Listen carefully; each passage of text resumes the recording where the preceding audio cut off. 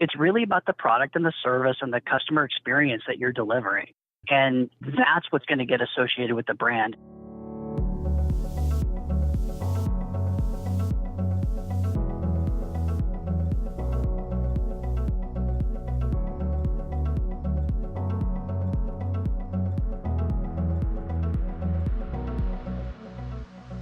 Welcome everyone to another episode of Analysis Paralysis. Today I'm here with Coby Pachmayr and we're talking about branding your business and what that truly means.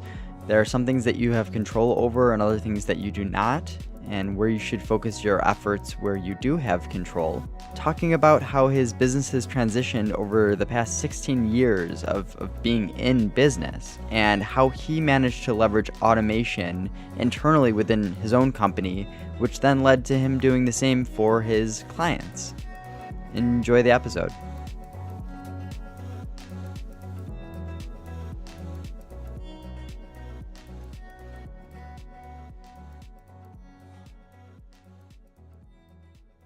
Hey, Coby, good to finally jump on a call.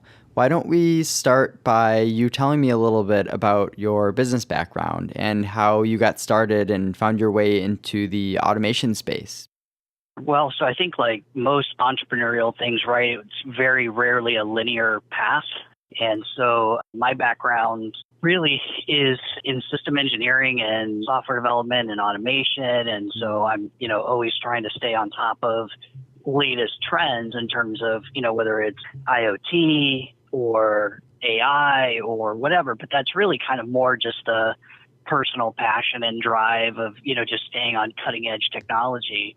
Okay. But a lot of how I end up applying it is because as a small business, that's really what we started out. So we've been in business for about 16 years. Oh, wow. And pretty much started out very mainstream as more of a design and, agency, right? So we did websites, brochures, whatever, just typical stuff from an agency. Mm-hmm. But as a small business and having a technology background, I was always trying to find ways to do things that the big companies were doing and then make that feasible for myself. And so,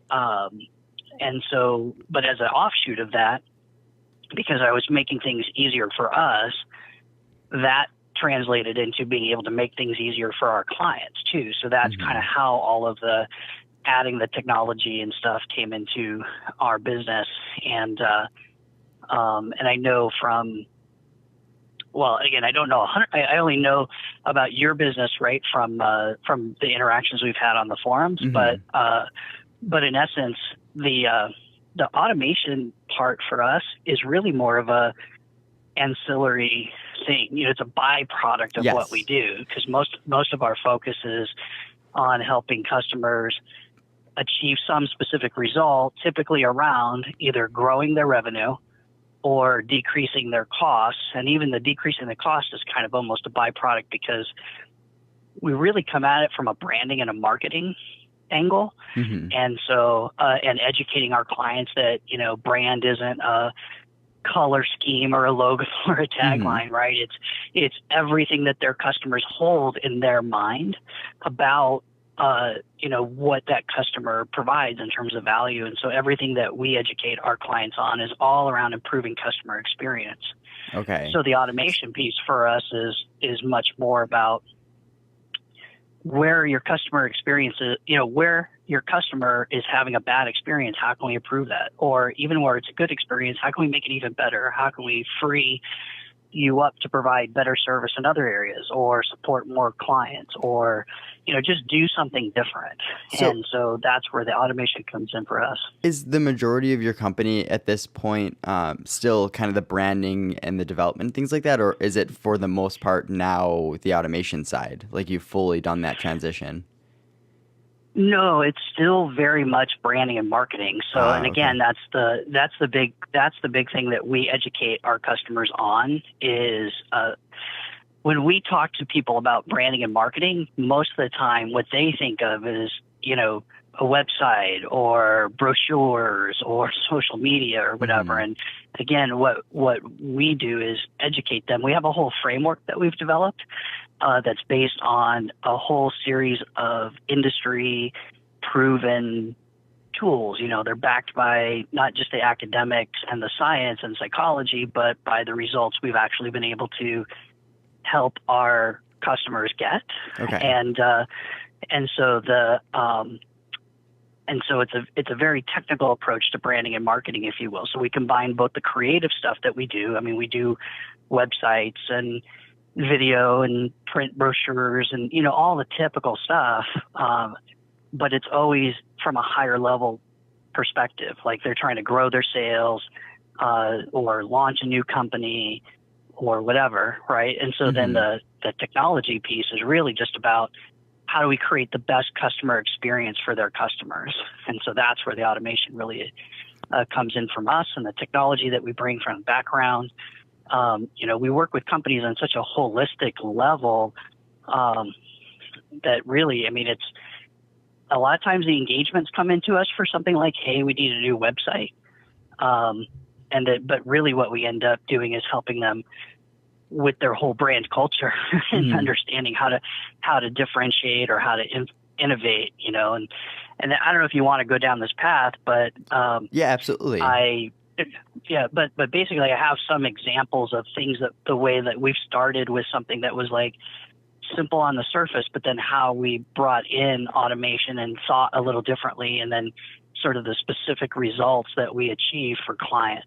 Yeah, right? So bring me through an example, because essentially what you are is you're also consultants, and I think that's the best way to do, I guess, web development, branding, and things like that, because our background actually was also web development when we started, and we shifted. Now we're primarily automation, but at the end of the day, we're also just really general business consultants. So they may come to us with a certain problem, and the more we dig into their business and understand what software they're using in their processes, that's where we actually open up and start doing a lot more. So it sounds similar, but the hook that connects you initially may be still a website or generic branding or just something that pulls you in, and that's where you really uncover what they truly need as a business. Yeah, so for example, like this is the best example, and I was just giving a talk yesterday about this, so it's fresh in mind. It's easier for me to kind of give you those details. So one of the examples that I explained was that like we helped a customer that had been stuck at $4 million a year in revenue for 14 years. They'd been in business for 30 years. And then for the last 14 of those years, they had been stuck at $4 million a year.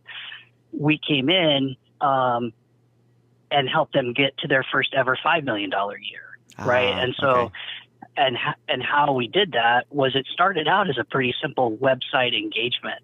Because what had happened was they were stuck. The revenue had just started to decline, and so they hired a different firm, not us, to create a new website. And so, subjectively speaking, the website was better than what they had. In fact, this is pretty typical for companies, right? They'll make a consensus, and they all say, "Oh yeah, this looks better," right? Yep. And but it had the opposite results. Their leads started drying up, and things were getting worse instead of better. And so one of the board members was familiar with our technical approach, and so said, hey, can you diagnose this? Tell us, what are we doing wrong? How do we need to fix this? So we came in and we used a bunch of advanced analytics tools to, look and see what was going on real time with customer engagement. And I'm a big fan of Hotjar. That's one of the tools that we use. Okay. Yep. And so if you're familiar with that, right? So we were able to look at where the eyeballs were tracking, how they were engaging with the website. And so there was definitely those technology tools, but the framework that we have for branding and marketing is much more holistic. Like there's actually a scientific approach that we can take to understanding their messaging and how it should be worded and how it should be constructed.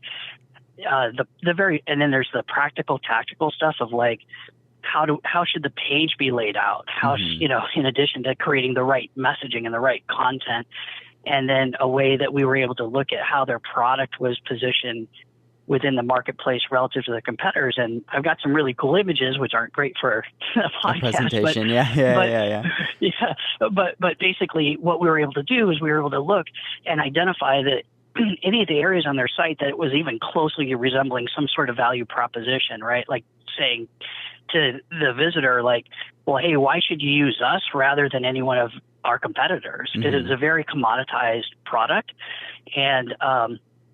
And so what was happening was people were just completely confused. They couldn't find any information. We were able to see them going back and forth, getting frustrated, and then going from the main menu down to the footer menu, just trying to find what they needed. Yep. And so they were never even reading any of the content on the website. And we have this really cool graphic that shows all of that visually, right? So we were able to diagnose those kinds of problems. But using that same framework much more holistically, we were able to figure out that, well, gosh, it wasn't just a website problem, and it wasn't even just a messaging problem.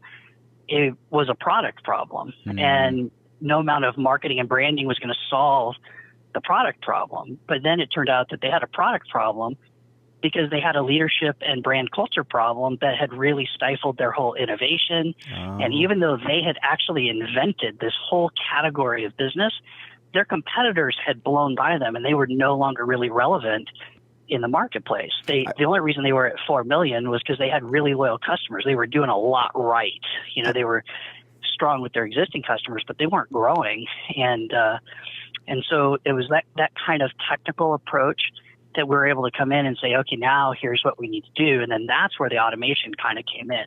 I'm super curious. What kind of, are you able to say at all the type of product, or is that maybe something that? Okay. Sure. Yeah. So, and the stuff's not super secret, like, cause we have stuff on our website. We have testimonials from them and everything.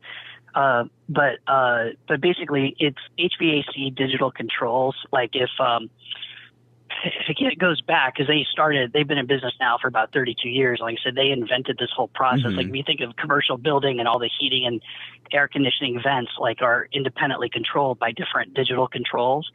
Well, it didn't used to be that way. Everything used to sort of be a home run wiring back to some central closet. And so they actually invented this whole thing of direct digital controls, where the digital controls go throughout the building, and then they're all automated and controlled by a central computer, right? Okay, gotcha. So that's what it is. And then so it was new when they invented it, obviously, but now it's become much more of a commoditized kind of a product, and there's lots of people selling digital controls. And so have you gone through and done, when you talk about the branding and all this aspect, and you're actually looking at the site and trying to improve user engagement and everything, do you actually jump into like the AdWords and the Facebook advertising, or the online marketing aspect you back away from a little bit? Like the goal, like bring me just to have a better understanding of what your business does overall. Sure. Where will you embrace? Well, so I think that's a good point, because typically that's where companies jump to, right? They say, oh, we've got to get the right advertising, and we've got to get, like the right mix in the Google AdWords or whatever. And sometimes the performance isn't those things. It's really, you've got the wrong message for the wrong audience, or your product sucks. Sometimes we have to find tactful ways to tell that to clients, right? And say, here we try to go in and focus on what their strengths are, and so that we can help explain what they need to shore up. So yeah, we help with things, so we've done, Google AdWords campaigns and Facebook advertising, or whatever it is that's needed for each customer. We don't have really any sort of cookie cutter solution like, oh, here's our platinum package, right? And you get X many tweets or whatever, right? Our focus is more on, hey, if you really want to differentiate, you're going to have to focus on these things. And so we really start at what's the right brand story? What is it that you need to tell about your company, not just externally, like not just the messages that we're pushing out to prospective clients, but what are you telling your employees, right? How do you make decisions and prioritize? Because the client that I'm talking about, for example, they had just built a brand culture that was so internally focused, except for their sales team, right? They had great customer loyalty because of their sales team, but the engineering team didn't know how to make decisions because their customer base was so diverse, had so many different needs.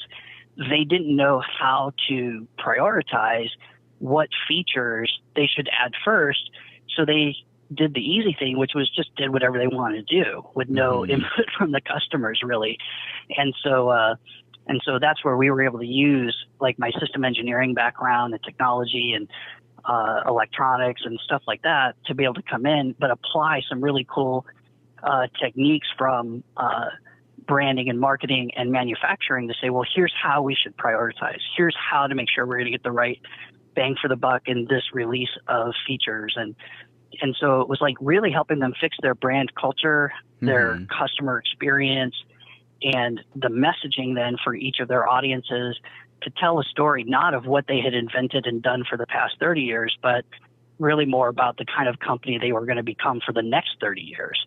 And then so that's really where we spend our time focusing, because once you nail that, everything else is easier. In other words, what should we automate? Well, that's the same kind of question as, well, what feature should we add to our product? Well, there's a lot you can automate, but it's not just about automation for automation's sake. It's like, what's going to create the best customer experience where we expect to see some sort of better results from that. And so that's kind of how we focus. I don't know if that helped tie it all together. Yeah, absolutely. I mean, so I do want to dive into more of the automation side to it, but first I kind of want to ask a question just in general. A lot of the people that I've talked to in this automation space, they've always kind of chosen a CRM as their core. So like either internally they use a CRM, maybe they're flexible to other ones as well.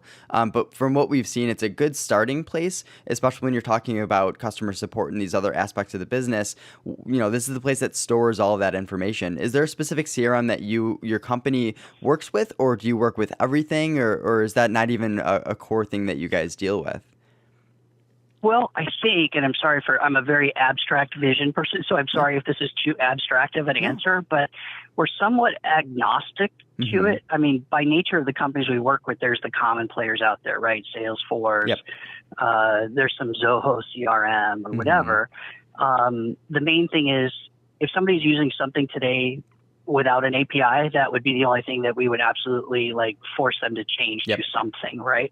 But it's a good example, like taking the CRM is kind of a good example of some of the other stuff that we've been talking about, which is CRMs are deceptively easy, right? You can roll it out. They kind of got this box construct of you got contacts and leads and prospects, or maybe even, cases if you've got a help desk built into it or whatever.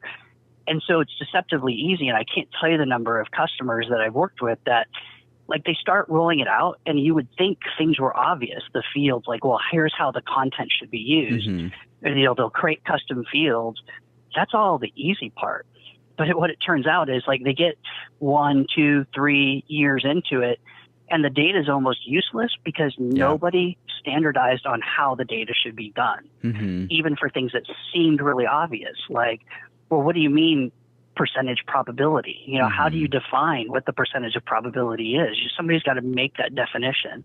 And that's where it's so difficult though, because there's so many CRMs out there and so many that are you could buy from us right now, throw it up and have it up and running within minutes. So they sell that easy convenience. And I think back in the day, definitely the larger companies, they'd embrace Salesforce. Salesforce was so confusing that you needed a head of CRM kind of at your company to run through and be someone's hey, I want to add a new custom field. It's well, why do you want that custom field? And let's walk through if we can do this in a different way with the data that we already have. And you start questioning everything and you build process around what you're doing. So it's this very difficult thing where same thing, a company may embrace, CRM and then contact us, and it's the same thing. It's we want to be that consultant to them, but at a certain point, the market is trying to train them that, no, you just throw it in place. You throw all this, download Asana, try it for free today. And that doesn't mean that you're organizing it in the way that should be working for your specific business process. Exactly. And so I think that's a good analogy of how we work, say taking automation or website or marketing, in terms of the advertising aspect of it, what we're going to do. It's the same thing. It's our focus is really on the process. Okay, so before we start diving into your CRM, let's talk about your sales process.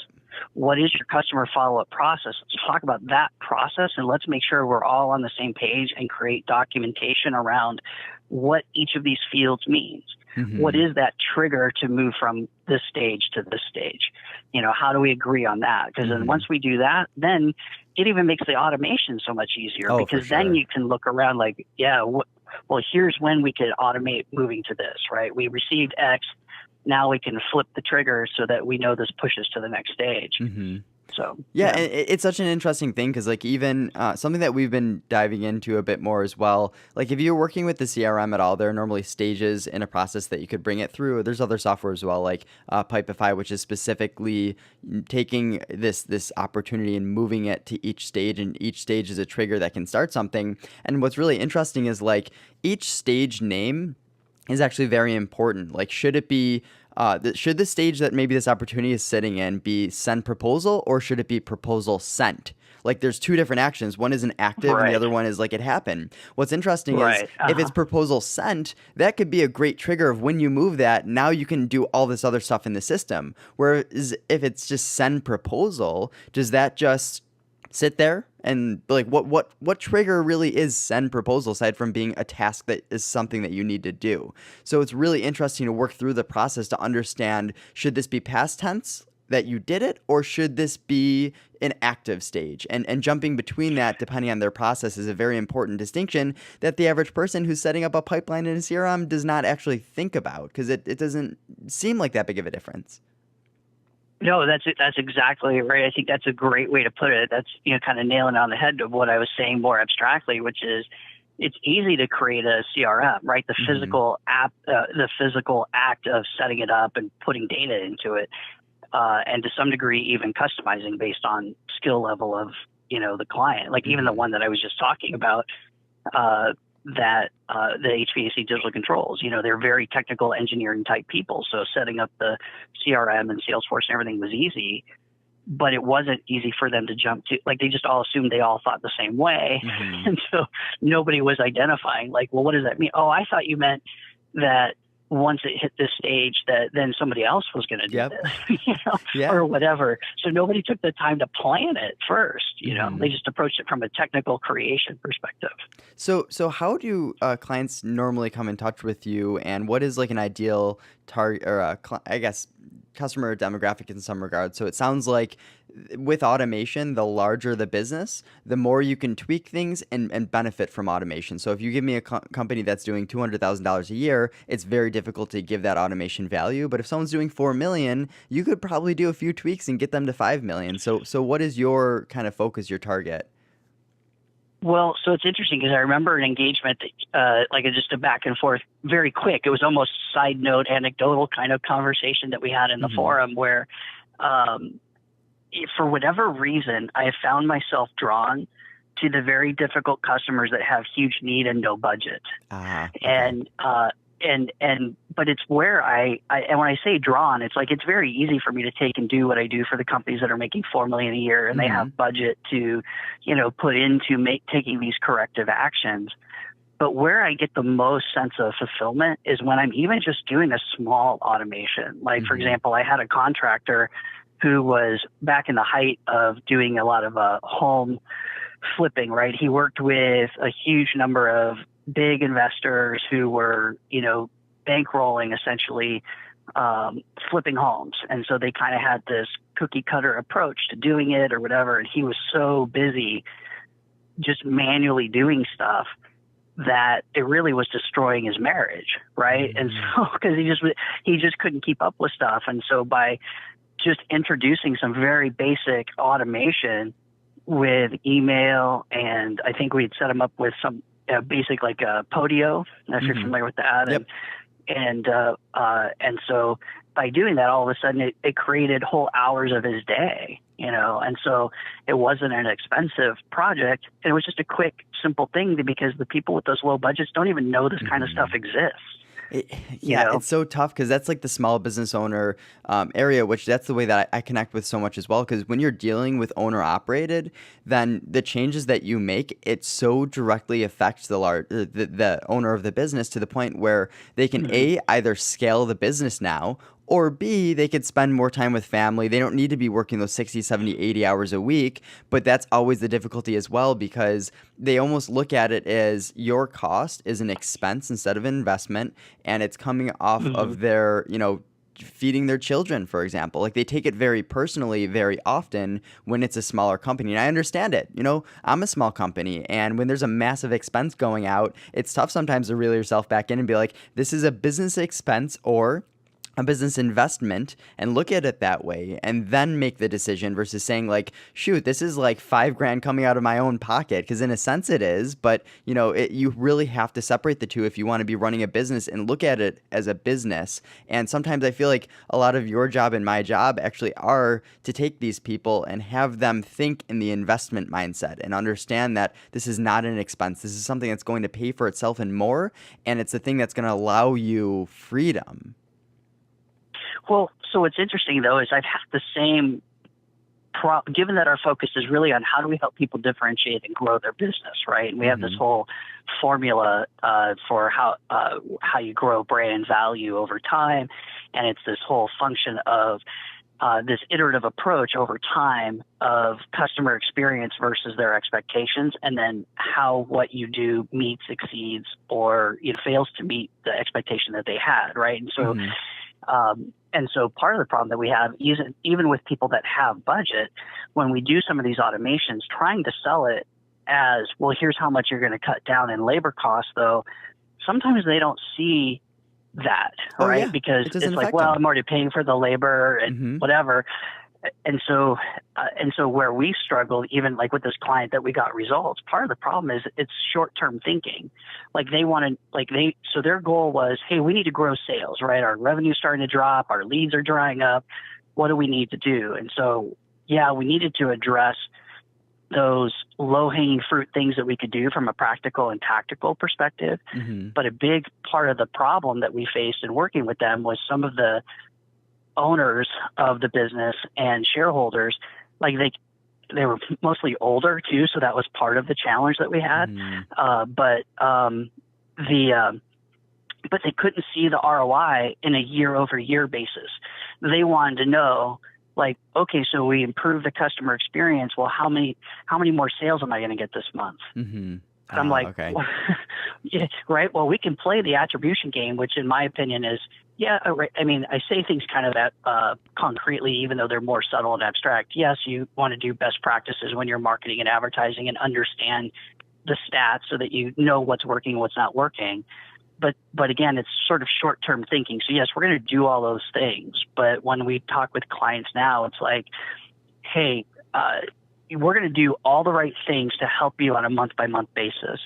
But when we talk about increasing your ROI, we're looking year over year, right? Because you don't have enough volume for us to say, this is what you're going to do from week to week, and, I mean, and unfortunately, that's what too many customers that we see try to do. Like, okay, we ran this one Facebook ad.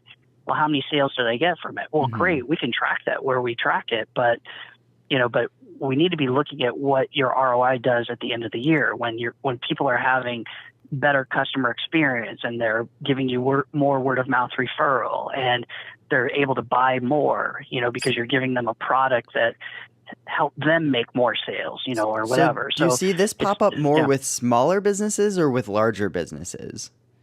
I'd say both, but the point that we were just talking about in terms of like, the larger companies and that have the revenue to invest in, improved efficiencies, some of the areas that we've struggled are even just trying to sell. In other words, just trying to sell it on reduced labor costs. Sometimes it's not enough. Yep.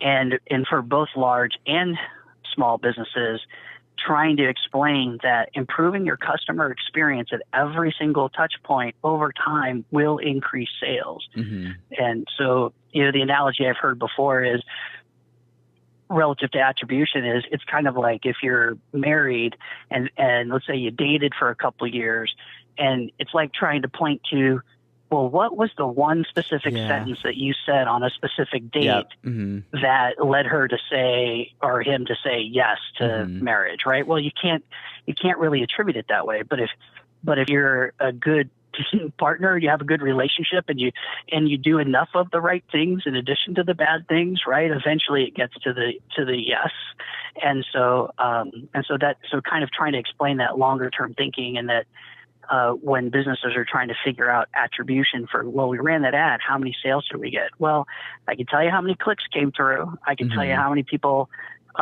bought maybe directly from that campaign, but I can't tell you the number of people that it also influenced. Yep. That kind of stuff. And it's also a mindset shift internally for employees as well, where it's just like when you get into the mindset of automation, then, employee that used to be doing something manual over and over and over and over, that they thought that was just part of their job, when that is taken care of, then they kind of start seeing like, oh, shoot, here's another aspect of my job that's repetitive and we can save time doing that. And you start having people think in a mindset of automation.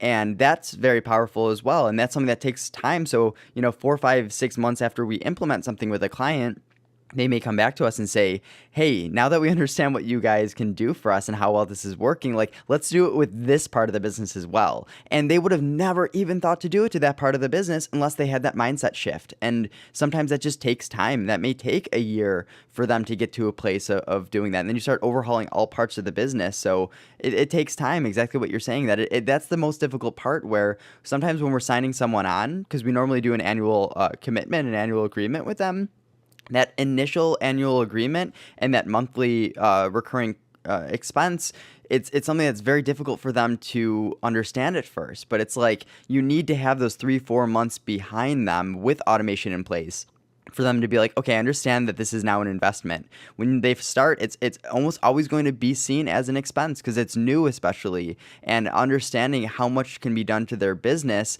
is not something that can even connect with them. Like exactly what you're saying, it doesn't connect. So how do you make it connect with them? How do you help them get to that place to see it as an investment? And it takes time at the end of the day. Well, and I'd say again that's why our approach with the whole branding and marketing kind of really helps, is because our focus is on how improving customer experience at every single touch point is what grows your business. And so it's coming in from that angle rather than just reduce time expense, because that's pretty much how we started it. And then so from there, when you look at branding and marketing, and my OCD brain wants to go back and define all of those terms, because I've done this enough to know that people define branding, marketing, and advertising separately. Go for it. Do it. Yeah. Sure. So our approach really is sort of this inside out approach. So, and then comes back from an outside in. So in other words, when we talk about branding and marketing and advertising, so looking from the inside out, that's why we start so much with what's your brand culture, what's your business model, how can we help you differentiate based on the culture of your team to create a competitive advantage, and what areas are you more innovative than other people. And so we try to understand the story that you're telling yourself internally. Then we create the marketing strategy and analyze the market, to understand your audience. How do we need to optimize the message for each audience segment? And then the advertising is literally just the decisions that we made in the marketing strategy of, here's the specific message to a specific audience on a specific channel of the story that we're going to tell about our brand. And so that's the strategy, is kind of coming from the inside out. On the way back in, that advertising then creates feedback and opportunity for us to look at the typical metrics and KPIs of click-throughs or whatever. And so then we can optimize that initial advertising piece by looking at the metrics and doing A/B testing or whatever. But then marketing, what we explain to clients is everything that a customer sees, touches, tastes, feels, hears, smells. So if it impacts customer experience, that's marketing, and that's what we're going to help you with. And then understanding that brand ultimately isn't, you're responsible to build your brand, but you don't own it. It's owned by the minds of your customers. And so the brand then is the story that they tell about you. So going inside out, it's the story you're telling internally and externally. But brand and building your brand is really the story that other people tell about you, right? And so trying to become remarkable so they talk about you, right? So that's our approach to branding, marketing, and advertising, right? So then getting back to the automation piece of this, that's where it's really a focus of, we address it from a customer experience perspective and explaining how creating customer experience, improves their overall brand value over time. And so then the automation piece is really more in other words, the time savings, the labor costs, and all that other stuff, that's beneficial. But to your point that you were making is we always kind of turn that back towards how that frees them up to create even more better customer experience, right? And so, So it's interesting. I want to actually pull this to branding for a second because something actually just happened recently. The company that we're partnered with in the CRM space, they were called Prosperworks, and they just did a big rebranding. And I was really trying to pay attention to how I felt with the new name and everything that they did. So I kind of want to run through it and maybe get some insight or some input from your end. So they renamed the company from Prosperworks to Copper. And when I first heard that, it was like, okay, interesting. Copper, like that doesn't connect with me. It's a word. It's just a word that has existed for a while. Whereas Prosper Works, like 3 syllables. It's something that unique. I've never heard of that before. So immediately, like Prosper Works has a brand, some type of identity. It's unique. Whereas Copper, now like even searching Google for copper, you're now competing with the material that is copper. And I was a little bit thrown off by it. But then they started doing some marketing around the rebrand. Like here's the rebrand. Here's why we chose this word. And they're talking about copper is malleable. It's great for, connections for teams. And they started putting it around like the electrical aspect where it connects things. And there's so much about relationship connections. And they're trying to spin it as like this material has existed for so long and it will exist after all of us. Like it will outgrow it will withstand our relationships and go even further than that. And they're really trying to spin this. And then the color scheme that they added, they went from that bluish purple that pretty much every company uses, that blue brand color, to now like this hot pink and mint accent color. So like it totally stands out as like, whoa, this is like different. And between all of the color schemes that they're using now, which are way different, and the marketing that they're putting out, like I'm starting to feel good about the name. Whereas a lot of the people that I've talked to that saw Prosperworks, they're like, I don't understand copper. And they haven't really read any of the material, but after reading their material, they're kind of guiding me to understand. And now like I'm trying to sell them, and now like I'm trying to do the branding for them where it's like, hey, this actually makes sense. This is actually cool. Like, and I think it's interesting what you're saying, that branding is now coming from me as someone that this is how I'm perceiving it, based on the marketing that they did to explain it to me. Is that accurate? Right. Yeah, exactly. And so basically, yeah, in fact, what's interesting, so another one of our sort of, shameless plugs about who we are and what we've been able to do with our approach is we're one of about 10 companies nationwide that Charles Schwab uses as a preferred vendor to help people that are launching their own wealth management firm. So like if you were going to start Alex's Wealth Management, right? And then somebody has to hold all that money, because no matter how trustworthy you are, your clients aren't going to sign over their millions of dollars of assets to Alex, right? So Schwab holds that money. It's what they call a custodial service. And so to make it easier for people to launch their own wealth management firm, they bring in a whole team of experts, and we're one of those experts that can help people with their brand and their marketing strategies. But the point I'm connecting to what you're talking about there is we go through this in sort of a couple phases. One is people think that the logo and the color scheme and all that stuff matters so much when they start, they get too hung up on it. And yeah, in fact, we take a technical approach to it. We have this whole design discovery thing where we have them fill out, you think of it like a psychological profile for their business almost. And then we use scientific and technical things to help create a color scheme and a logo and the shapes that we use to convey that type of feeling, et cetera. So color and logo and all that stuff does matter enough to put some thought into it, right? You don't want to just use a poop emoji for your logo or something. But in the end, it doesn't really matter, because whatever you start with, that's what you're going to build, right? And it's going to, we've seen this so many times that after a month of using the branding and the messaging, it just feels like that's what it's supposed to be. So then you have the other end of it. People get so stuck because it's been the same thing for so long. It feels so right that when you change it, like this doesn't feel right, even if it's better messaging or whatever. And so ultimately, I think it makes the point though that it's really about the product and the service and the customer experience that you're delivering. Mm-hmm. And that's what's going to get associated with the brand. And yeah, different colors and logos and stuff can help you tell a better story for certain, like what you were just sharing with copper, like that. Mm-hmm. I'm not as familiar with ProsperWorks outside of things I've seen you post on. Mm-hmm. But as a storyteller, I love the whole switch to copper, right? Mm-hmm. So not being familiar with it, I'm going to come across copper at some point and go, okay, yeah, I get it, know, mm-hmm. and it's going to feel normal to me. So when we help people through their branding and their marketing from a color scheme and stuff, we explain to them that, like, look, unless you can articulate for us why this is going to negatively impact your business, Mm-hmm.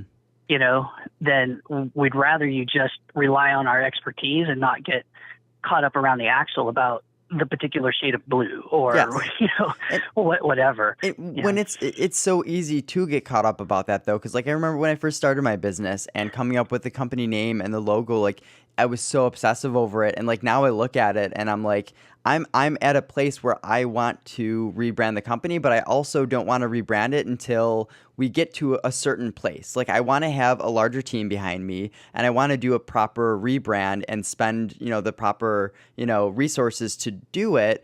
And I just think back to how much I was stressing about the company name when I was first building it. And it's just like, it doesn't matter. It's my service offering. My clients don't care that much about my company name. It's about what I can do for them, what we can do for them. And I think the larger the company you get, like, I love when talking about branding. I think the main company that comes to mind, believe it or not, is T-Mobile. When they have that, like, that magenta color that they own, that, like, when you see that magenta color, you just think T-Mobile, because the CEO, like, most CEOs of businesses, they'll wear, like, suits and things like that. Where you have John Legere, like, he's always wearing a magenta T-shirt underneath that sport coat of his, or so it's like he like so embraces that color that I think there's at a point where brand really does, like, they own that color to the point where they've actually sued companies for using a similar color, being in a similar industry. And it's like, that's where almost their brand has become a color, which is so incredibly powerful. Like, how crazy is that? And then you have all these other companies, Yeah, well, and again, that's kind of, I'm laughing because these are the conversations that we have all the time with customers, right? Mm-hmm. And so, because again, most of the people that we're working with on the financial side, they're launching their own firm, and that's the kinds of things that they're concerned about. Mm-hmm. And we get it, we understand it. There's an emotional aspect, and gosh, we're putting the time into designing it. We want you to be happy. It's not like our way or the highway, but we have years of science and psychology and technical and creative training. We kind of want you to, trust us that A, this is a good design, even if it doesn't feel right to you. And B, that ultimately it's not going to matter. It's going to be about what you do, because the things that you're saying, for example, like, when you reach a T-Mobile stage or a Nike stage or whatever, because that's what we hear, then you can worry about your particular shade of blue. Yeah. Because for some reason, financial advisors all like blue. And so,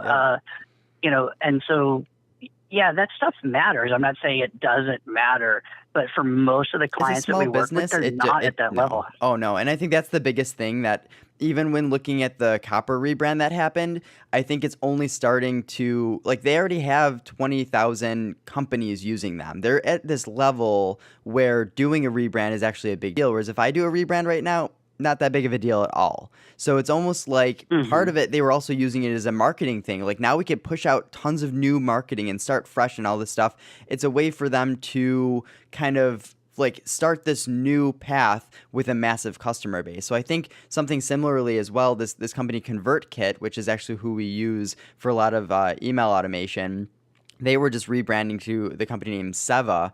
And it seems like a lot of the companies that are doing these massive rebrands are right when they they already have a substantial business and people that care about their brand, and, like, it's a bigger deal. Whereas, like, when you first start off, it really does not matter that much. Almost expect that you will rebrand if you ever hit those levels of T-Mobile and Nike. And you look at the logos of T-Mobile and how they've evolved over the years, and they change a lot. Like, sometimes there's the swoosh that comes out, and that's just, like, timeless, but that's not really the like, look at Google. Google, how long did they have that logo for? And then they grew as large as they are, and then they just massively changed it. People fought it, but then they're like, now that's just, when you see the G logo, you just see that as Google. You don't think back to like, oh, I missed that really old, serif font Google logo. So, and it only matters when you get to that level. Yeah, well, and even I would even argue at a lower level, because I think this is where the confusion comes in about like when people hear brand and so then they think color and logo, right? And here's why. It's because the color and the logo is a shortcut, but what's it a shortcut to? It's a shortcut to the perception of what you believe they offer. So in other words, that's where we get the term brand, right? Like, okay, this belongs to X, right? To some company. And really, it's then just a shortcut of saying this is who we are. Yeah. And so your first step is to build the message of who you are. Then your brand makes sense. And then there is a psychological part of it too, like because you're articulating things that we see all the time. Where like one of our clients that we helped in the financial side, they had us come up with several different name options for their business, and then we literally got on a call to present what we were going to suggest to them. And they said, well, we came up with a name and we thought it sucked. We're like, this is horrible. Yeah. Like it is so ridiculous, but we didn't have a choice. We went with it. We got them a great logo and everything to go with the name that they chose. Well, now, 2-3 years later, like, I don't know, I can't imagine calling them anything else. Yeah. Oh, and so, it's so cool. Yeah. No, makes total sense. Yeah. So out of curiosity, so industries, you mentioned, like, obviously it sounds like wealth management is a big part of your company or the industry that you service. What are the industries that you go after, or is it totally broad?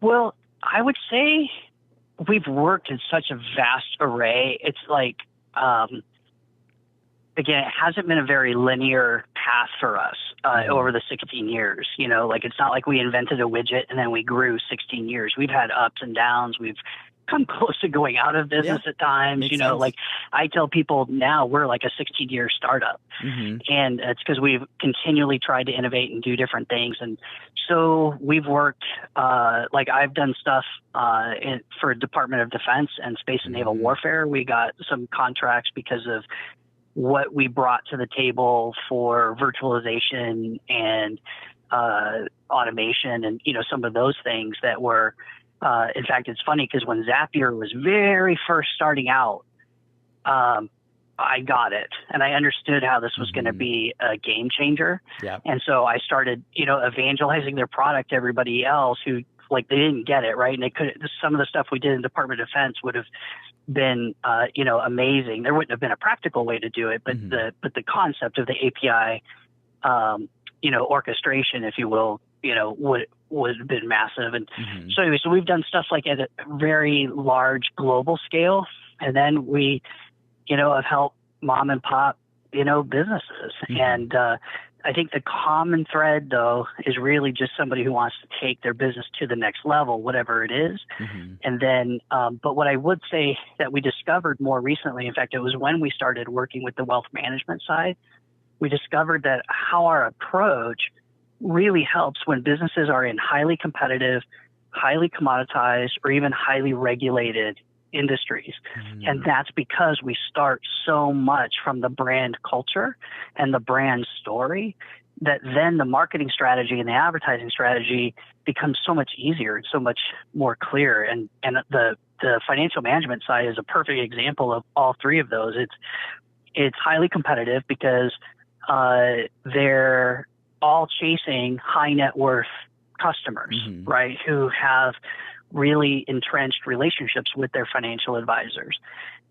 It's highly commoditized in the sense that it's kind of like realtors, for example. Everybody, when I'm talking to a group of people, if I say, do you know a realtor? Like 2 or 3 hands each person is going to go up, right? And so then it's highly regulated because there's SEC and FINRA rules that prevent us from saying certain things that you would normally use as a marketing tactic in non-financial circles. because the level of precision, and like you can't just say we're the best at or whatever, right? It's got to be backed by third-party independent data, and you can't use testimonials. You can't even allow people to like your posts on Facebook, or you can't allow people to I just drew a blank on LinkedIn, when people can vouch for your skill set, right? You can't do that. So you take all this stuff. So how then are you going to help a firm differentiate when you take all of that away? Well, it really boils down to their personal story and what their life experiences have been, and then how that translates into how they think business should be done and how customers should be treated and how they're going to manage their money. So that's how we help them differentiate. And that process works across the board. It doesn't have to be wealth management. We discovered that works across the board. It's a mindset. You're looking for companies that have a mindset, have constraints, because with constraints, that allows you to really focus on your art and your craft to make them stand out. Where if you can't just do it elsewhere, whereas, a very broad company you can go into, here's all the things that we can do. Where do we start? Whereas this is like, well, we don't have many things that we could do in many of these areas because there are constraints. Where should we focus? And here's how we can do it. And here's how we can stand out. It makes total sense. And especially coming from a branding perspective. Yeah, and a comment, this is sort of business school and marketing school 101. Like Southwest is used as a case study for so many different things, Southwest Airlines. And so Southwest, for example, they have a low-cost strategy, but they approached it from they have just a single airframe so that they could cut costs on training, equipment, and tools and stuff that they would need. And so their particular model, other airlines tried to compete, right? Because you could understand that at a logic level, right? Yep. You could say, oh yeah, we're just going to have one airframe in this small regional area. And, they tried to replicate the same thing Southwest was doing, but they failed. And the reason they failed was because it was the culture. It was the company culture that was making a difference. And even just recently, because that's an analogy I've shared multiple times, but even just recently it came up on one of their quarterly investment calls where, they were saying, why aren't you going to go to assigned seatings? Because you could save X amount of dollars. It's what your competitors are doing. And the short version of the answer was, because that's not in our culture. That's not what we're doing. We put the customer first, right? And that's why they're one of the few profitable airlines. Yeah. So that's kind of the mentality we try to help clients with. You could change process, you could change all of these things, but at the end of the day, sometimes it's just culture where it'll work for one company and not a different company, even if almost all things seem identical. It could just be that one aspect that doesn't allow you to do it. I'm curious for the software side of things, like what software are you using? And when we're talking about automation for some of these companies, like bring me through some of the consistent software that you're using and some of the automations that you typically build for many different companies. So, gosh, and I don't do it all the time. I do from I don't want to say just a hobby level. I'm far more into it for that, and like I do some development on my own. But a lot of times it's more just staying on top of what's cutting edge and what's new. So like right now I'm really into Vue.js as a framework. For doing apps and website and single page applications and that kind of stuff. And is that kind of the path you want to know? So that's definitely more technical. I'm thinking like software as a service, but it sounds like you're actually in the development space a bit. Yeah, well, both. Yeah, because I'm always playing with I kind of use Zapier as an example as sort of like the playground. I go through and I try to keep up with the number of apps, which goes way too fast, right? Yeah. I kind of wish years ago I had started a podcast around each app as they got connected, because you could have then kind of kept up with it. But basically, I'll use it and I find new stuff, and then so I'll go sign up for a subscription and things. And so I'm using, so many, right? But a lot of it's play versus what have I actually implemented. So I'd say the stuff that I've implemented, Zoho CRM, because I found that to be cost saving for a lot of people that were on Salesforce, because Salesforce is good at sucking small businesses into it, and then just they don't understand the cost of administration, overhead to keep that going. And let's see, what else? Well, so for e-commerce, ShipStation, and trying to think off the top of my head. So more recently, I've started playing with Simon Says. They don't have really an API, so I don't know if that's, but it's a software as a service. And so what is that? Simon Says it's an AI based transcription tool. So a lot of what we do we have a video first approach that we take. So when we do video content, then we can transcribe the audio, and then we can edit the audio, to create blog posts or case studies or white papers or whatever for content. And so we were paying a service, Rev. We were using Rev, and we still use that when it's appropriate, but it's like $1.25 a minute to get transcriptions that are, automated with time code and everything. And so, but some of our stuff is a lot shorter and easier just to do internally. And so Simon Says is an AI based transcription thing. And it's like, so we went from $1.25 a minute to 7 cents a minute, but you got to put the labor in to do it. But it's pretty quick because of the AI assistance. It's really cool. I would recommend checking. This is a little bit different in some regard, but check out otter.ai, OTTER.ai, and it's similar to Simon Says in the sense where it's supposed to be like a note-taking app where you could just record voice notes, or you can, like, I'll drag my podcast into it, and they give you, I think, 900 minutes per month free. So I haven't been paying for their service whatsoever, and it transcribes it. And if there's two people talking, it knows my voice at this point, so it will tag me when I'm talking, and it will tag like someone else when they're talking. And you can literally search, like, I could jump into all of my Otter voice notes, and I can search, like, I don't know, $30,000, for example, and it will go through all of my podcasts when I happen to say $30,000.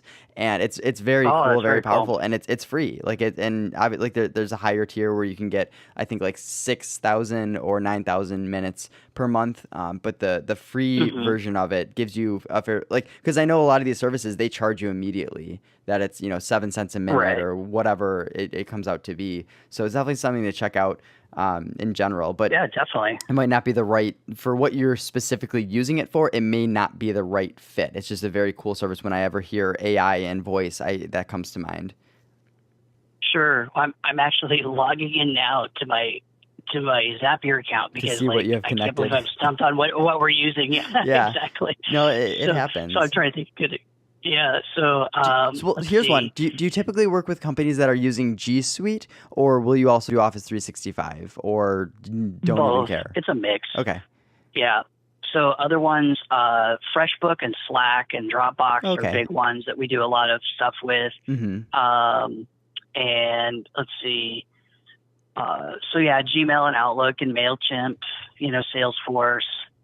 I would say, as I'm scrubbing through here, Twilio, that's another one, like huge. Like, I was on the Twilio bandwagon like the day they launched. And so what do you guys use it for? What are some examples? Just for, so I guess that would be another one. So call tracking metrics. So it's kind of two approach. So call tracking metrics is for, and then this is often what we use Twilio for as well, is, here's two use cases. So call tracking metrics, if you're not familiar, it's like using on-demand phone numbers for campaign tracking, whether it's offline or online campaigns. So like if you're running a magazine ad and you put in a unique phone number for that particular ad and publication, then you can track when people call in on that number, so you know whether the source was effective. And they use Twilio on the back end. And so we use them for certain instances where we need sort of all the analytics, and it does other things. Like if you have a call center, you can go in and rate the different calls, and you can kind of use it as a, for lack of a better term, sort of a CRM interface, because you can not only track and rate, like if let's say you had a call center supervisor, right, they can go in and rate each of the call persons responses, but then the individual people can say, hey, this is a lead you should follow up on, that kind of stuff. So because they've done all of that work around it, call tracking metrics kind of gives us all of that UI built in, and it's a little higher cost because they're reselling Twilio essentially. And then we use Twilio for other smaller things that we've done for text messaging response and that kind of stuff. Okay. Oh, interesting. And So, go ahead. Yeah, no, I'd be curious in general. Is there anything recently that you found out about that you started using that you thought was pretty cool? Any type of software as a service? Because you said that you stay up to date in general. You're always looking at things and just seeing, like, is there maybe a new piece of software that you started using with a random client of yours that you were not used to, or anything come to mind? So, see, if you had asked me that before telling me about Otter, I would have said Simon Says. Gotcha.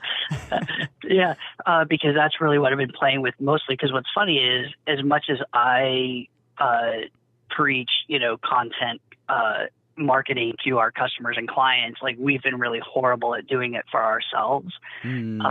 Although a big part of that for us recently is changing, because for so long, this whole branding and marketing approach that we had, we kind of held on to that as like our secret sauce, and we didn't want anybody else to know our approach. But now we're shifting gears and we're starting to do more workshop and training and that kind of stuff around it. And that's kind of been freeing to just say, like, nope, this is how we do it. Because we've discovered it doesn't matter if it's secret sauce, because honestly, most of the small businesses that we work with, like, they can't even, post to Facebook.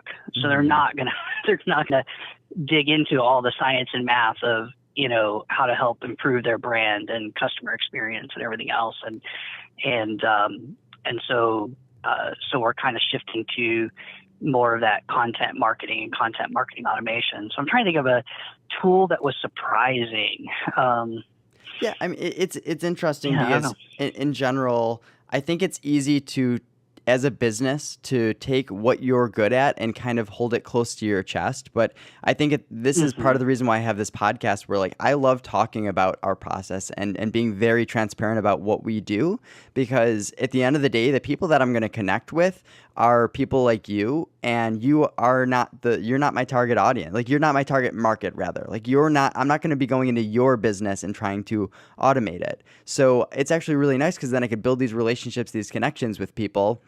And then if a business owner does happen to listen to this podcast, hopefully they can connect to it in various different ways, or at least start getting their mindset in the automation mindset. And heck, if you want, go and try and do it yourself and give it a go. And that's always nice too. Like, if we go into a company, they're like, hey, we tried to use Zapier, we set a few things up and we thought, it makes sense, but we're obviously not using it to its fullest potential. Can you help us out here?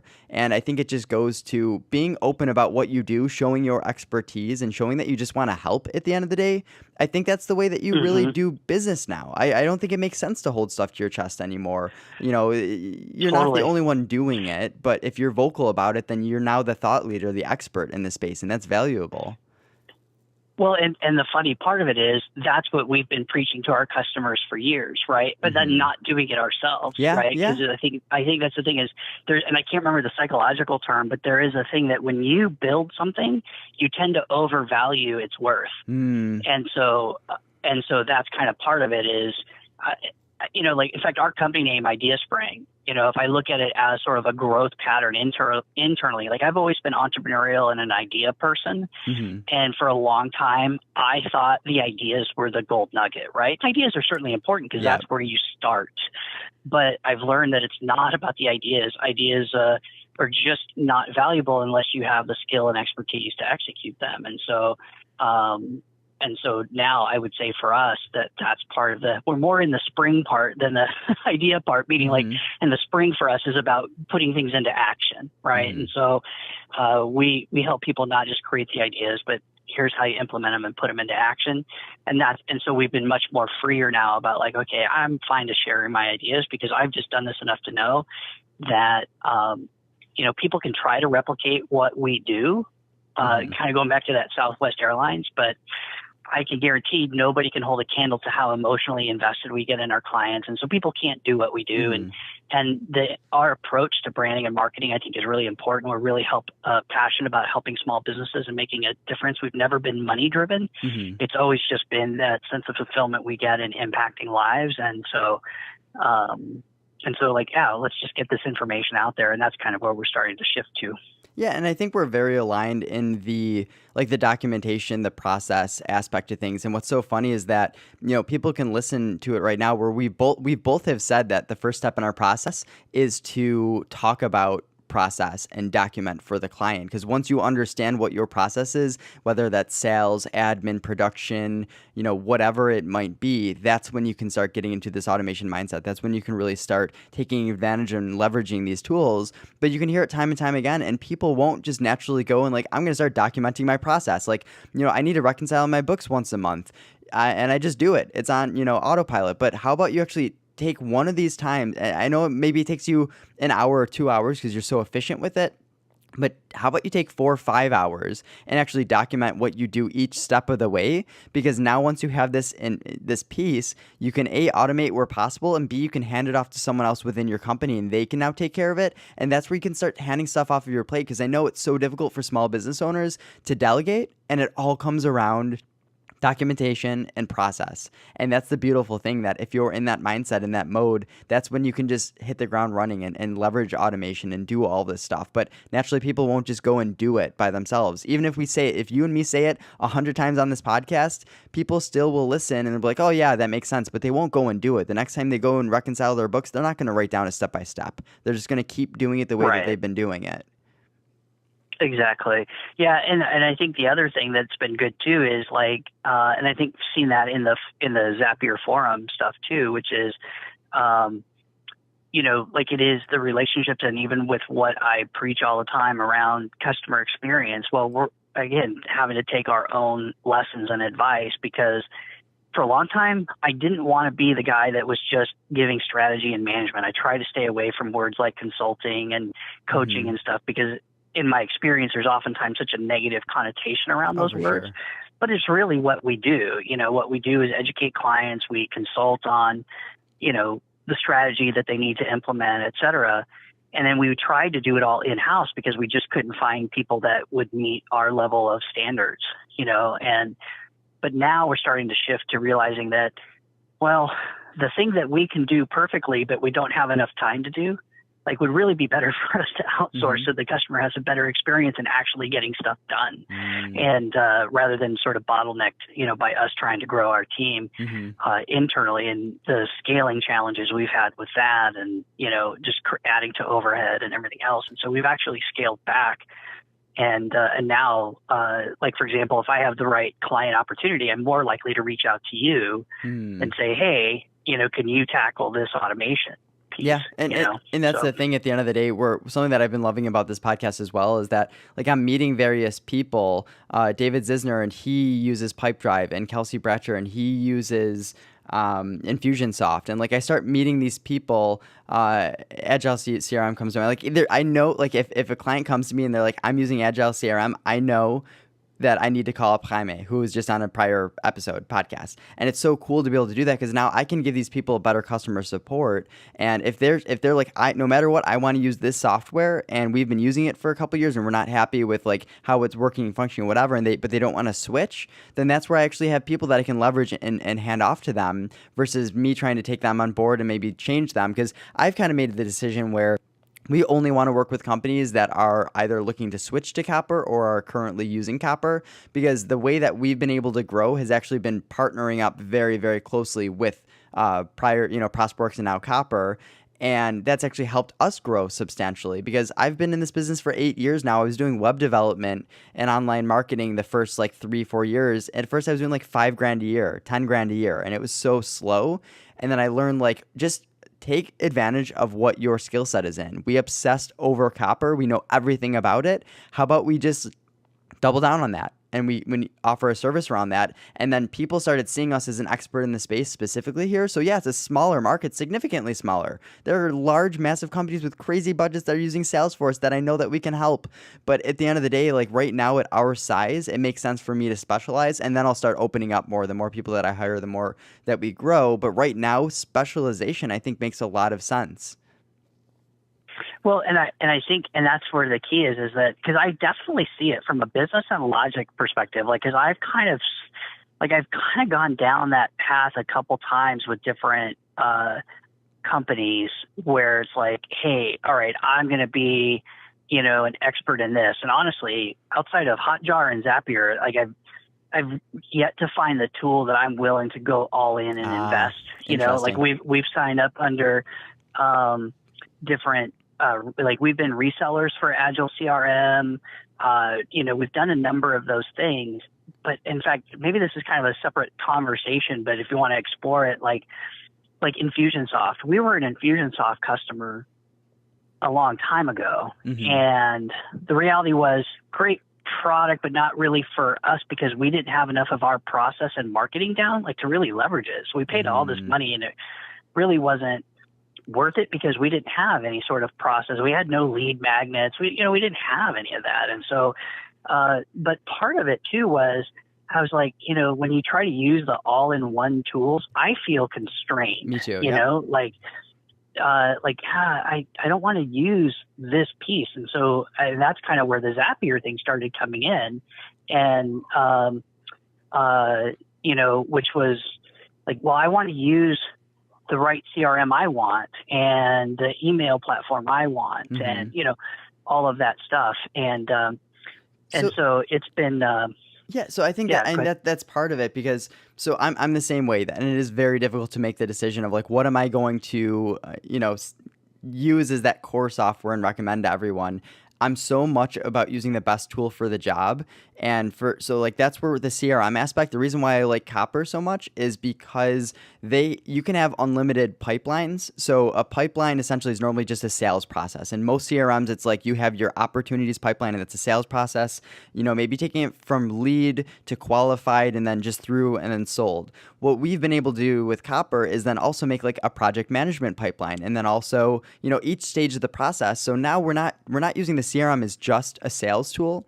We're using it as a process tool. And what I learned at the end of the day, we are a process-oriented company that if I can use something like the CRM that you're using on a daily basis and now leverage a different process in there. So now, great, the sales cycle ends and you mark the opportunity as one. It now creates them in the new pipeline as a project. And what is the project management process from start to finish? So we need to schedule it. We need to, order this, this, and this. And like you go through this process. And I realized that I can do that with Copper, and I've built so many relationships at that company that it felt like such a no-brainer to me, and I love the direction that they're going. But like, great, what about for support desks and things like that? Like, of course, Copper's not trying to be that or anything like that. So great, like I did a bunch of different research, and I stumbled upon Help Scout. Yes, I tried Intercom. Yes, I tried Zendesk. Yes, I tried all these different things. But the thing is, like, Help Scout, they're a large enough company where they have, honestly, one of the things, their brand is beautiful. Like if you ever have a chance, go to Help Scout, their design language, their branding, their like, man, it's gorgeous. They're one of my favorite companies just from the designers that they have and what they do and their user experience. And it's always user experience first in their product, and that's something that I love so much about it. But at the end of the day, like they actually care so much about customer service and doing it in a way that is not just about like automating, to death, because that's not always the solution. So even when you're sending in a support ticket for Help Scout, they don't give you this is conversation number 1316142. That's never shown to the end user because all it is, it's like, no, you're just having a conversation with our support staff. And it doesn't even say support staff. It says like Alex Bass. Like if I'm the one talking to you, it says Alex Bass. Yes, in the middle of a support ticket, it will switch over to someone else's name because they want it to be personalized. And their mindset with that is something that's just so interesting to me. So like I've chosen them as like that core solution. But yes, if a company is a software as a service company, like Intercom makes total sense, for example. Like there are certain areas where we're not full-fledged on like you have to use Help Scout. Sometimes it makes sense for some of these other ones, or if Copper doesn't make sense, we just don't say, well, you have to have Copper. It's like we just choose these certain things. Same thing with Asana and Trello. I'm biased. I love Asana. We use Asana internally. I've integrated our Help Scout with Asana so deeply that I feel so comfortable that we can automate and integrate with Asana and Help Scout. So if you are open to using Asana Help Scout, we can help you. If you're using a Help Scout and Trello, I'm sure we can help you. But at the end of the day, we have more expertise in Asana and Help Scout. So that's like we're open, but at the end of the day, I've just kind of decided that like it makes sense because we've gone so deep with automation with certain tools that why don't we offer those tools as something that we specialize in and recommend. And that's just kind of the decision factor that we've come to with it. Sure. And something you mentioned there did remind me of a tool that I was kind of pleasantly surprised by on the software side is there's a tool called Zapty. Oh, okay. So not to get confused, obviously, with Zapier, but Zapty is a kind of a good tool. It might be fun to play with a little bit because internally for our team, we tried a number of project management things. Like we did team project, and that was like, I don't know, was using a hammer when you need tweezers, for us. And then we've tried, like we've been through Asana, Product Key, like we did a whole bunch of stuff. And then ultimately the one thing that the team really took to, was Zapty. And they were very early startup. And in fact, it's funny because I've had the same experience with Hotjar, Zapier, and now Zapty, where like when you get in early, you can provide ideas really early on, and they go, "Wow, that's a cool idea," and then they do it. And so Zapty's been very responsive in that way, and so it's kind of a really cool project management tool. The only quote issue we had was there was so much overlap between it and Slack. We had to define what our policy was, like what was going in Slack versus what was going in Zapty, and that was a result of I tried really hard to find something that was well integrated with Slack, and just couldn't find anything that we were happy with and could use, realistically. It's funny. I'm on the Zapty site right now, and I see trusted by companies and Idea Spring is at the bottom. So it's really that's funny. You didn't even tell me. Yeah. Oh, that's great. So essentially, what's awesome. really interesting about this though is so like Zapty, for example. Project management is very difficult. So like Asana is, I don't recommend it that often unless there's a very, very, very clear need, because there's no guardrails. And a lot of it is like, you need to just build the structure and what you feel comfortable with. And you need to really know your process very well in order to actually start building around it. Otherwise you just get lost and you get overwhelmed. And I'm 2 years into it, 3 years into it, and I'm still learning new things, new ways to organize it every day. And I'm frequenting the Asana community. So it's like, that's one of the things that it's definitely difficult, where I don't go and recommend Asana to absolutely everyone.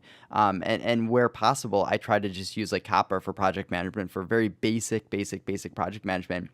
But yeah, like Slack, oh man, it is tough to, like, did you just hear what happened with Atlassian and HipChat, where they essentially, Slack just acquired the rights to HipChat, and Atlassian essentially gave them all of their IP, and they made a very small investment in Slack. They pretty much just said, we believe that we are no longer, HipChat and Atlassian, like, we are no longer the communication space. Like, we're going to focus on Jira, we're going to focus on Bitbucket, we're going to focus on what we can do. But like Slack, you guys are doing a great job, and we want to fully embrace you guys. So here's all of our IP. Here's an investment for some stake in your company, and let's just partner up like crazy. And you start seeing that it's like, holy crap. Like, I don't think they're going anywhere anytime soon, and that's a scary thing to get off of them. But I also know that you can have information overload with Slack. It's very, you have to be careful about that for sure.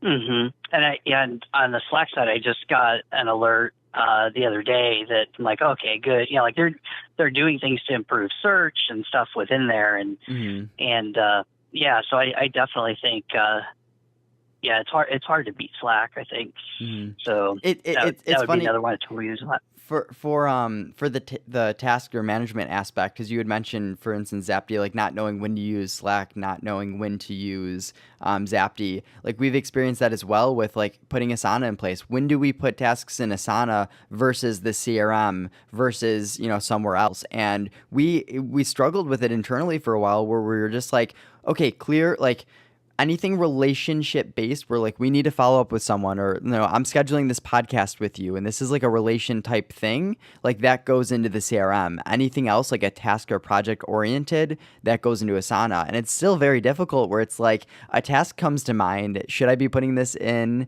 Asana or should I be putting it into Copper or the CRM? And it's funny because it is this distinction that you need to make and decide as a company of, here's our process. When this comes up, here's what you need to do. And how we split it was we decided that anything related to, I guess kind of task or project oriented, but the slight twist we had was anything in Zapty had to be customer friendly, meaning it wouldn't be any sort of behind the scenes information or discussion. Like, oh, hey, I screwed that up, or Gotcha. or whatever, right?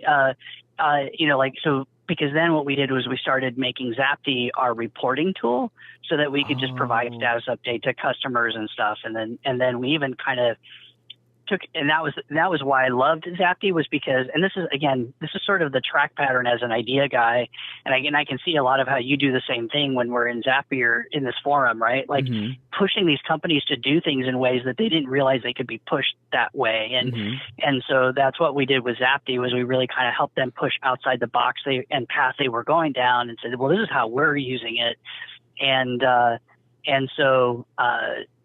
So we kind of, I lost my train of thought, but we shifted to like everything that was task and project oriented, that would be customer facing, friendly. Exactly. Customer facing. And then there's a policy we did as a team was, the communication that we did internally within Zapty was always in context of providing the exact detailed information that somebody on the team coming into this raw would need to be able to complete the steps. In other words, you couldn't just assign a task to somebody. You had to explain, hey, here's the files that I created that, for the task. Here's where they're located.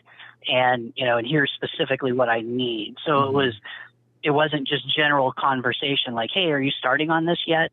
That kind of stuff. It was more of a actionable, like step by step and things. Exactly. It was documenting where we're at on the task or project from a customer base, and internally it was providing specific instructions that the person who it was now going to needed in order to complete the task. And then everything else, the conversation, brainstorming, and all that stuff occurs over Slack. It's interesting that you mentioned that, because now that I think about it, have you heard of the software as a service company called Coda? Coda.io. It's not the code editor. There's a code editor called Coda. This is Coda. It's supposed to replace Google Sheets, Google Docs, and kind of also throw Airtable in there and project management. I think I've heard of it. I don't think I've played with it. So we've actually been using that. So what's really interesting, I think they've had like $50 million in venture backing, and they were working privately for like, I think 3 years, working with the likes of like Uber and massive companies on their platform. And they just recently entered a beta, I think like 5 or 6 months ago. It's been a very long beta, and it's fairly easy to sign up for now. But we've been using that as the shared client doc. So for instance, we will put stuff in there, understanding that the client will say it, and we'll even tag the client and say like, hey, we need a response on this question or something like that. So it's always that back and forth. But then yes, the actionable type stuff we put in Asana, because like that's our massive project manager. So we're kind of doing something similar in that sense, but it is definitely weird. It's like, should we be putting this in Coda or should we be putting it in Asana? And it keeps coming back to, well, are we fine with the client seeing this? And is this actually something that like, now the client has documentation. So anything documentation based that the client can see as value that can reference later, that goes in Coda. Anything that actually needs to be done, step by step, like based on a timeline that goes into Asana. And we're always playing with it. We're always, figuring different things. We may implement different software and change that around a little bit. It's always being open to different avenues, but it definitely is weird because there's times where we overlap Asana and Coda, and it's like, I know we're doing redundant work right now, and it's just trying to figure out what is the best case for this software. And it's tough to make that decision sometimes. So taking it something else you said, taking it a completely different direction, I'm laughing because I wonder how you deal with this, and then I'll put my money where my mouth is and give you an idea that I have under the presumption that nobody else listening is going to like steal the idea, right? Because they have to actually execute on it. Yeah.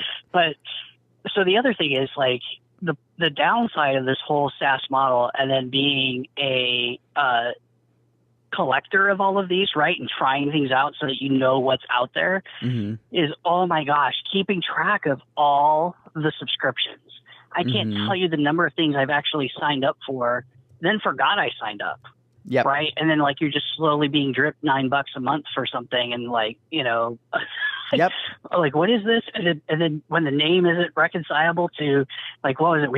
We tried something out, and it was like, I can't remember the name of what it was, but it was like it would come in as one charge transaction, and we're like, what the heck is this? And then like, because I couldn't equate it to, what the service was I signed up for, and so just, in fact, our accountant, was frustrated by, like, I can't keep up with all these subscriptions, right? Because I was just always trying stuff, and so I have this idea now. Is like, if you kind of look at Zapier as a collection of all of these APIs, right? Really, it's really an API store if you think of it, because that's their average. Why somebody would open a SaaS model and not integrate with Zapier, I cannot understand, because the exposure you would get from that is huge. But not to mention the obvious value of connecting via API. But like, so I have this idea for something called, PubSub, right? Not like a protocol, but like, or SubHub. That's what it is. So what I want is like, I want a whole centralized hub that I can go and find these different SaaS services and manage all of my subscriptions and payments for them right there. I'm going to enable this subscription or disable this subscription. So I would recommend checking out blissfully.com, BLISSFULLY.com. So I'm in it right now. I used to be an MSP, a managed services provider, and a big part of that, so Blissfully is supposed to be for the MSP, I think specifically using G Suite, but it could be other things as well, and it aggregates everything. So like, I'm under apps right now. It says I have 41 apps, 19 are paid, 22 are free. And let's start looking like business operations. So there's Airtable, which is paid. There's Lucidcharts, PandaDoc, Slack, G Suite, Harvest, Spanning. I didn't even put any of these in there. It skims my emails, and it knows when receipts come in, and then it tells me like how much I'm spending in different categories. So like Airtable, so we're down this month where we're only spending, $52 this month, whereas last month we were spending 66% more. And it tells you like these 3 employees in your company each have a separate Asana subscription. Why is that the case? This is supposed to find people inside of large companies maybe having multiple subscriptions to MailChimp, for example, and saying, hey, you guys should aggregate, use the same MailChimp account, you'll save $300 a month or whatever. That's what this is really meant for, and aggregating all of that. So yeah, it sounds, when you talk about this, it sounds kind of similar. You can't necessarily just toggle off and be like, I no longer want the subscription. I know that's part of the goal where they want to be able to do that type of thing. The issue is I've gotten pretty close to them and the founders of the company, and talking to them. It's tough because a lot of these companies don't have an open API specifically for starting an account, adding users, or deleting a subscription or anything like that. Like that's a totally different, Well, what I was picturing is something almost like a PayPal, for lack of a better analogy, kind of a process. In other words, like, so if I, as a cloud provider, could take payment for Blissfully, for example, to use that as an example, so in other words, I'm still going to go sign up for these different things and create an account through them. It's just that I want the payment shop method that you to come pay from this. Exactly. Okay. And then be able to turn off or on, cancel my subscription to those things, through a central hub management, And I know that part of that is the goal for Blissfully as well. You can do that currently for G Suite. Like if you sign up through them with G Suite, then they'll do that for you. For example, you pay them whatever, and they try to partner wherever possible to do that. I think it's tough to build all those relationships with all these companies. Like, why the heck does GitHub care about partnering up with Blissfully or whatever you are to be that aggregated, payment kind of gateway in a sense? So I know that that's part of their goal. So I definitely recommend checking them out. And it makes total sense. Like, it's a massive issue where that's part of what we try to offer to our clients at the moment is instead of paying Copper and G Suite and all these individual companies, you can just pay us once per month or once per 6, whatever you want to do, and we will pay those companies. We pay G Suite directly, we pay Copper directly, but we have to have that partnership relationship with Copper to invoice us instead of invoicing the customer. And they have to turn off in their software as a service the ability to add users, and now they have to go through us. So they want to add a new user, they have to say, hey Alex, we need a new user in Copper. Great, all right, we just upgraded you, you're good to go. So which we've kind of done that mostly as well, because it was part of our value proposition is like, you just have to write one check to us. Mm-hmm. The downsides that we find, I'm interested to hear more what your experience is with this. So there's advantages when selling, in that aspect. Some of the disadvantages that we found though are, like in fact, even that client that we talked about, helping them so much, the digital controls manufacturer, some of the people that were far more removed, some of the shareholders and stuff were like, well, why is IdeaSpring getting this whole huge check? Mm-hmm. Like, what are we getting for that? Right. And then they miss like, well, because here's all the systems and stuff that, that we're paying for on your behalf, like the labor portion of that is, X, but here's all of the other systems, related. Yeah. And then, and then some of it is, and I wish more companies would provide kind of, especially for smaller businesses, that multi-tenant approach. Mm-hmm. I've pushed some companies to be able to go that direction, but we're like, hey, look, this is our model. And, and oftentimes the things that we need to help small businesses, kind of going back to like we used to say, we make Fortune 500 tools, techniques, and technologies feasible for small business. Mm-hmm. And so what I wish more of these larger companies would do would be able to have a multi-tenant approach that was more geared to our small business. Like instead of making a sign up for 100 seats, just to use that as an example, like, I don't know, give me a pay as I go sort of seat thing. Let me sell your tool. Right. Mm-hmm.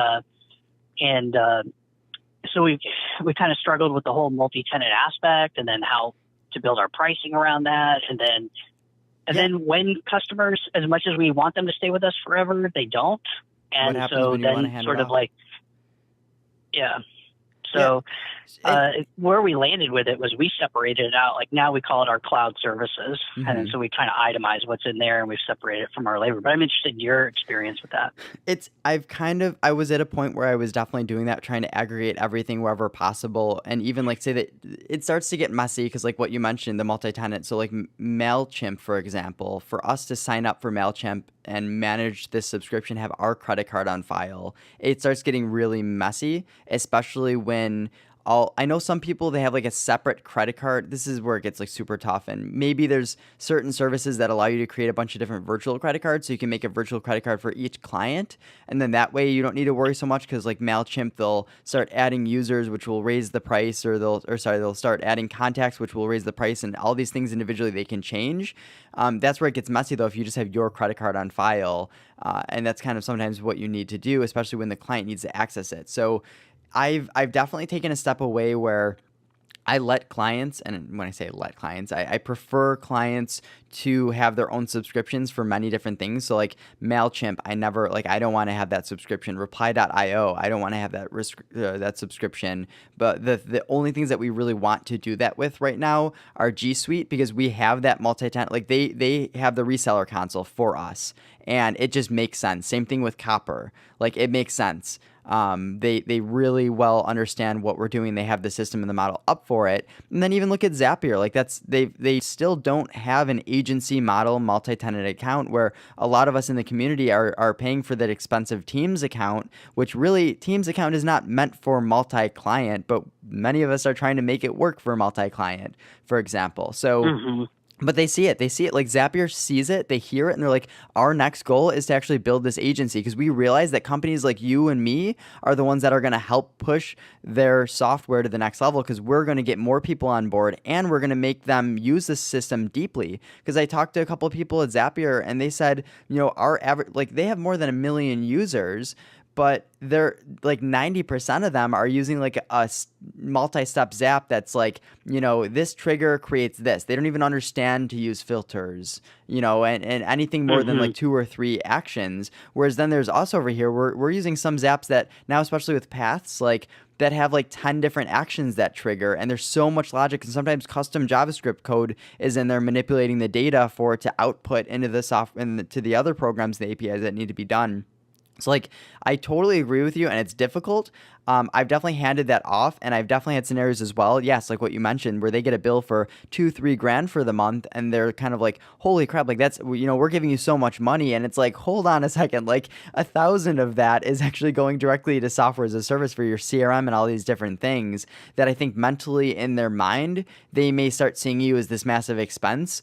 And I think the more software you throw in that, the more the lines get blurred. Whereas at least with us, like, they just know, like, CRM, which is such a core to what you need, and G Suite is such a core to what you need. Those are the 2 things that are going through us. And in terms of management, admin is tough. Like, if you want to manage all this stuff for all of your clients, the admin aspect to it is exhausting, because it's exhausting enough just doing it with G Suite and Copper, and we have the tools.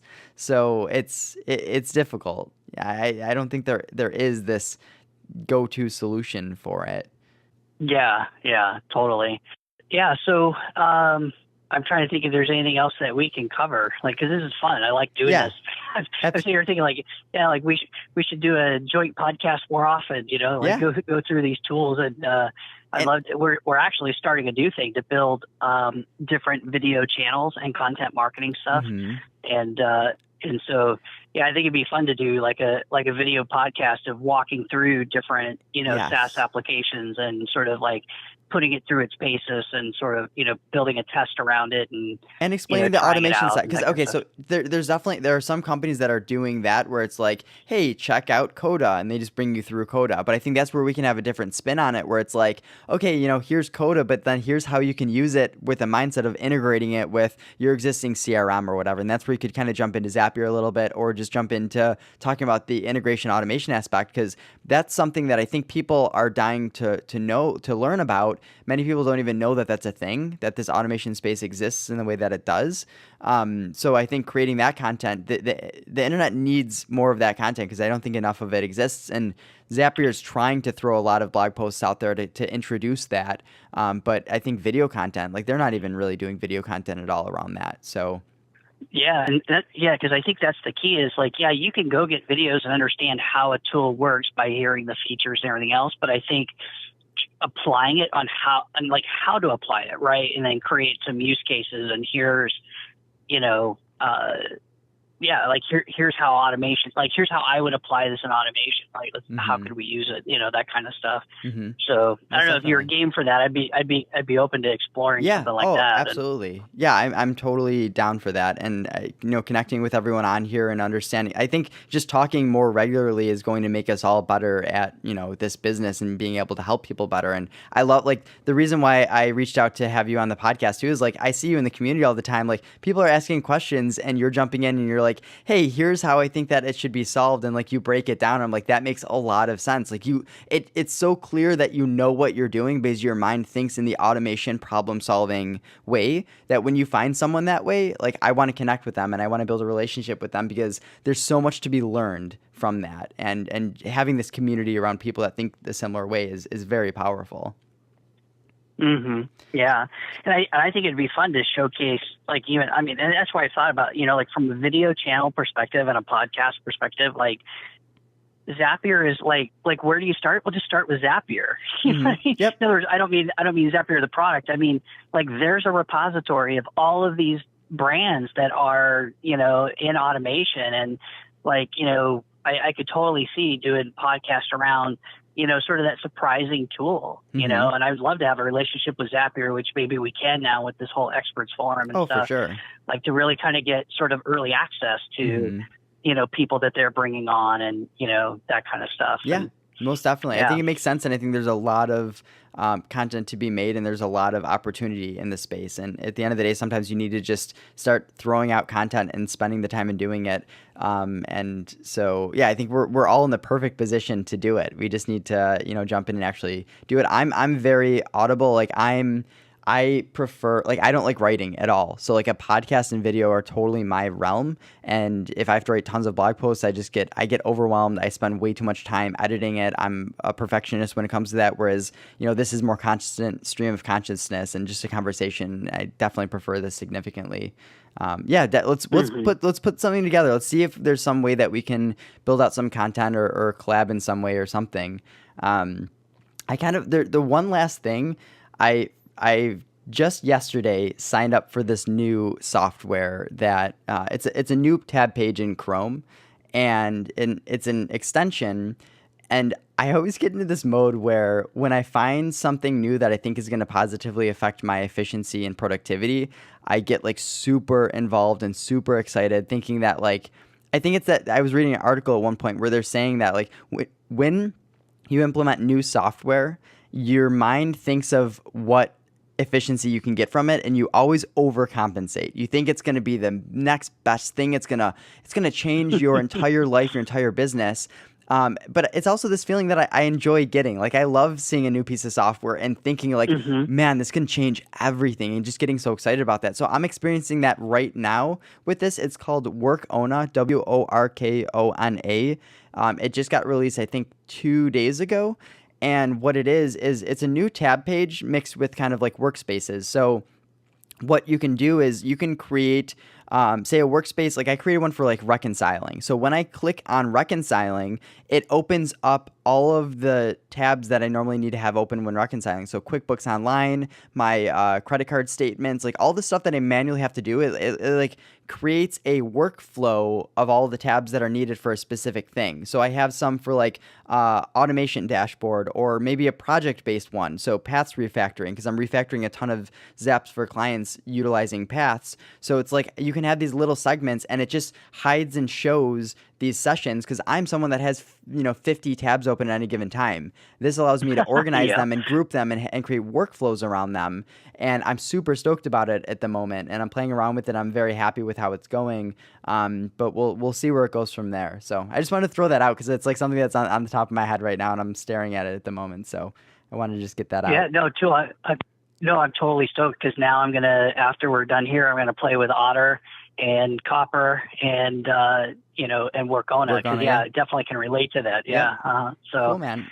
All right. Well, hey, I appreciate you spending the time, and it was awesome learning about your business, and I'm sure I'll be following up with you to jump on another podcast very soon. Yeah, awesome, man. Hey, I appreciate it. Yeah. Oh, real quick, where could people find you if they want to reach out and get involved?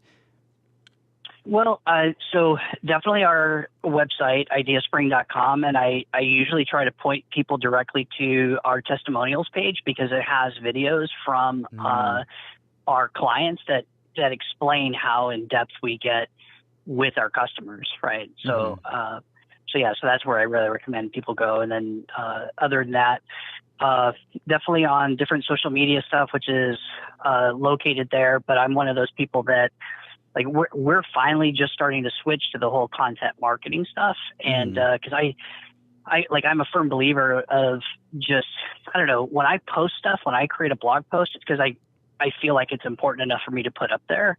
And I know that from a logistics being, consistency is really important if that's what you're trying to generate. But for me, it's been more about, I don't know, I just don't want to put garbage up, And so we're finally, because it's hard. That's where I've struggled with the content piece is, like, I don't know, I just don't want to be another voice of like, here's how you do SEO, and here's this tactic and that tactic, right? and then feeling like I'm competing with other people on the branding and marketing side. So what's my voice? And I think we're finding it around now, our branding and marketing approach and framework. Yeah, it sounds like you guys really have that nailed down. And a lot of the conversation that we had today was specifically around that aspect. So it makes total sense.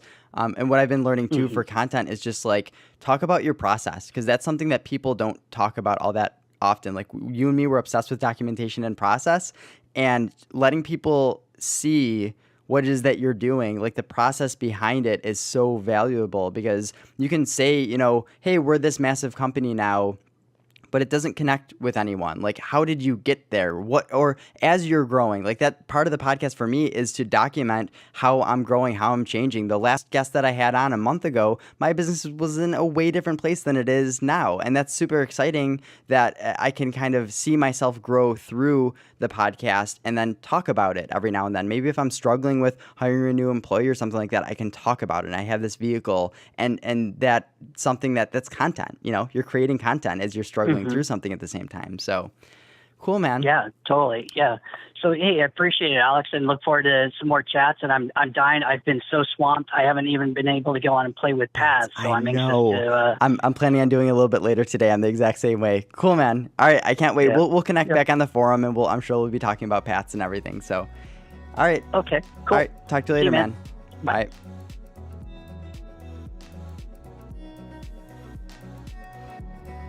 This is Alex Bass with Analysis Paralysis. Thank you so much for listening to another episode. The funny thing about podcasting is there's really no standardized way to leave reviews and to really support kind of the creators. I'm doing this simply because I enjoy talking to people about this type of content, and I love sharing it with you guys as well. There's a lot of work that goes into editing the episodes, and we spend a lot of time listening to them and reviewing them and pulling out teasers and everything. So if you appreciate what we're doing, please consider leaving us a review on Apple Podcasts. You can go to iTunes. I have a link, aparalysis.com/review. It's always tough asking for this type of thing, but genuinely, it's the only thing that could really help us thrive and grow. We don't have a massive community, but we have many of you that really want to just help, and this would really, really help. So thank you so much for listening, and if you're interested at all in automation, efficiency, CRM, business process, then feel free to reach out to me directly at Alex H. Bass on Twitter, or you can email me at abass@aparalysis.com. I would love so much to talk to many of you. Some of you have already reached out, and we've had awesome conversations. All right, thank you so much.